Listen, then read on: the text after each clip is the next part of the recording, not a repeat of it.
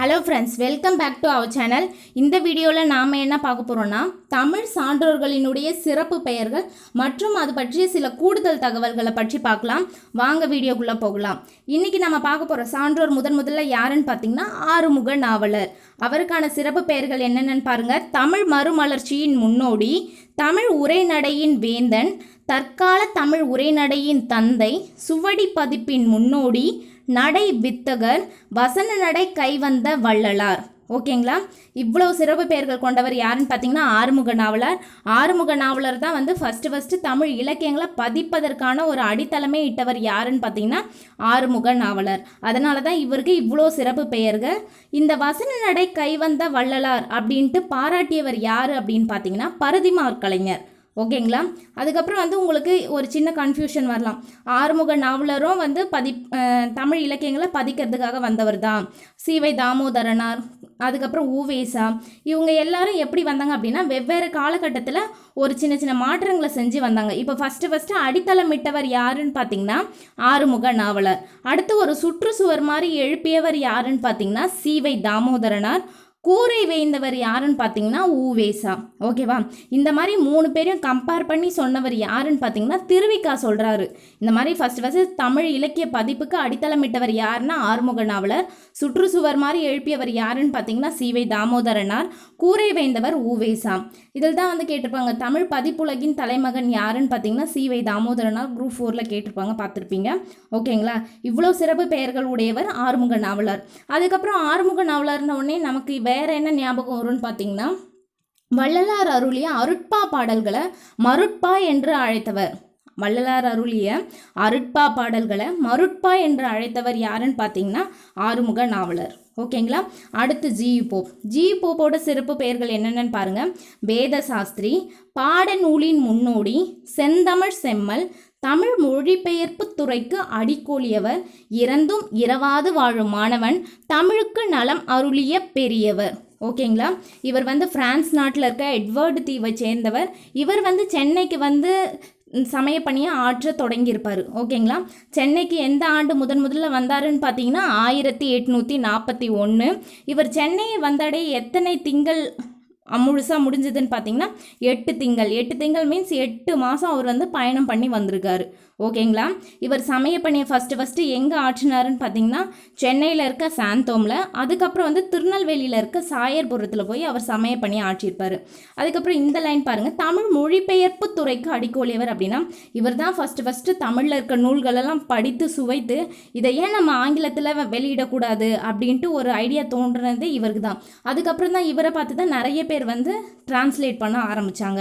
அந்த மாதிரி இவர் திருக்குறளை சுமார் 40 ஆண்டுகள் படித்து சுவைத்தார். ஓகேங்களா? படித்து அதில் என்னென்ன இதுலாம் இருக்குன்றதை படித்து கற்றுக்கிட்டாரு.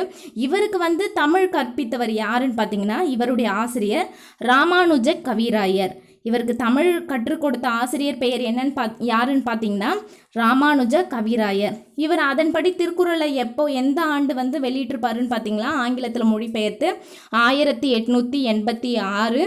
அதுக்கப்புறம் திருவாசகம் 1900லையும் நாலடியார் 1906லையும் வெளியிட்டிருப்பார். ஓகேங்களா? திருவாசகத்தை பார்த்தோன்னே உங்களுக்கு என்ன ஞாபகம் வருது? ஜி.யு. போப் ஒரு லைன் சொல்லியிருப்பார்.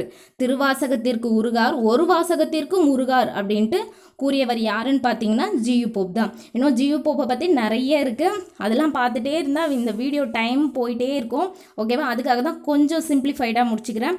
இறந்தும் இரவாது வாழும் மாணவன் அப்படின்னு பார்த்தீங்கன்னா இங்கே ஒரு தமிழ் மாணவன் உறங்கி கொண்டிருக்கிறான் அப்படின்ட்டு அவருடைய கல்லறையில் எழுதுங்க அப்படின்ட்டு ஒரு உயில் எழுதி வச்சிருப்பார். ஓகேங்களா? அதனால தான் அவருக்கு இறந்தும் இரவாது வாழும் மாணவன். ஓகேங்களா? அடுத்து ஆபிரகாம் பண்டிதர். அவருடைய சிறப்பு பெயர் என்னன்னு பார்த்தீங்கன்னா தமிழிசை இயக்கத்தினுடைய தந்தை. இவர் இசை குறித்த பல மாநாடுகளை நடத்தியிருப்பார். அதனால தான் இவருக்கு தமிழிசை இயக்கத்தின் தந்தை. ஓகேங்களா? ஏன் இசையை பற்றிலாம் பார்க்குறோன்னா தமிழ்ன்றதே முத்தமிழ் அப்படின்னா இயல், இசை, நாடகம் கலந்தது தான் தமிழ் அப்படின்றது நமக்கே தெரியும். அதனால தான் அதில் சிலர் சில புரட்சிகளை பண்ணியிருக்காங்க. அதுக்காக அவருக்கு அந்த சிறப்பு பெயர் வந்திருக்கு. தமிழிசை இயக்கத்தினுடைய தந்தை ஆபிரகாம் பண்டிதர். இவர் இசை குறித்த ஒரு நூலை எழுதியிருப்பார், கருணாமிர்த சாகரம். அந்த நூலை வெளியிட்ட ஆண்டு 1917. ஓகேங்களா? கருணாமிர்த சாகரம் அது எதை பற்றியதுன்னு பார்த்தீங்கன்னா இசை குறித்த தகவல்கள். அது வெளியிட்ட ஆண்டு 1917. அடுத்து பார்த்திங்கன்னா மாயூரம் வேதநாயகம் பிள்ளை. ஓகேங்களா, மாயூரம் வேதநாயகம் பிள்ளை இவருக்குடைய சிறப்பு பெயர் பாருங்க, நீதிநாயக்கர், தமிழில் முதலில் புதினத்தை இயற்றியவர். ஓகேவா, தமிழினுடைய முதல் புதினம்னால எது? பிரதாப முதலியார் சரித்திரம். அந்த சரித்திரத்தை பிரதாப முதலியார் சரித்திரத்தை எழுதியவர் யாருன்னு பார்த்தீங்கன்னா மாயூரம் வேதநாயகம் பிள்ளை.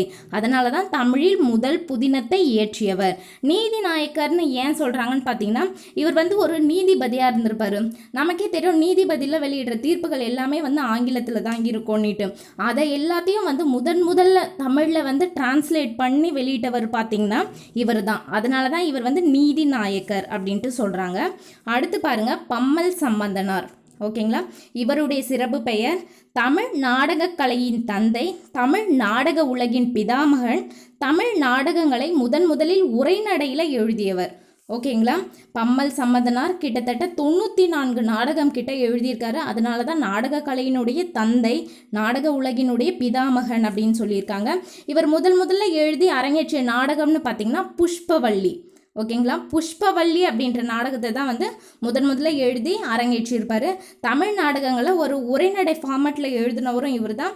அதுக்கப்புறம் தமிழ் நாடகங்களில் உரையாடல்கள் இருக்குது பார்த்தீங்களா, கான்வர்சேஷன் மாதிரி இருக்குது பார்த்தீங்களா, அதையும் இன்ட்ரடியூஸ் பண்ணவர் இவர் தான். ஓகேங்களா, அடுத்து RS மனோகர். அவர் பார்த்திங்கன்னா நாடக காவலர் அப்படின்ற சிறப்பு பெயரில் அழைக்கப்படுறார். இவர் சமூக நாடகம், அதாவது நாடகத்தில் வந்து நிறைய சமூக கருத்துக்களை குறித்து எழுதியிருக்கார். அதனால தான் இவருக்கு வந்து நாடக காவலர் அப்படின்ற சிறப்பு பெயர். அடுத்து சங்கரதாஸ் சுவாமிகள். இவர் பார்த்திங்கன்னா இவர் ஏன் தமிழ் நாடக உலகினுடைய இமயமலை அப்படின்னு சொல்கிறாங்கன்னா இவர் வந்து பம்மல் சம்பந்தனாருக்கு முன்னாடியே பிறந்தவர். 16 வயதிலேயே வந்து கவியாற்றல் பெற்றவர். ஓகேங்களா, அவருக்கு முன்னாடியே தோன்றியவர் சங்கரதாஸ் சுவாமிகள். அதனால தான் நாடக உலகின் இமயமலை, தமிழ் நாடக தலைமை ஆசிரியர். ஓகேங்களா, நாடக உலகின் இமயமலை, தலைமை ஆசிரியர் அந்த மாதிரி வந்ததுன்னா சங்கரதாஸ் சுவாமிகள். தந்தைன்னு வந்தால் பம்மல் சம்பந்தனார். நாடகத்தை சமுதாய சீர்திருத்த கருவியாக கையில் எடுத்தவர் யாருன்னு பார்த்தீங்கன்னா சங்கரதாஸ் சுவாமிகள்.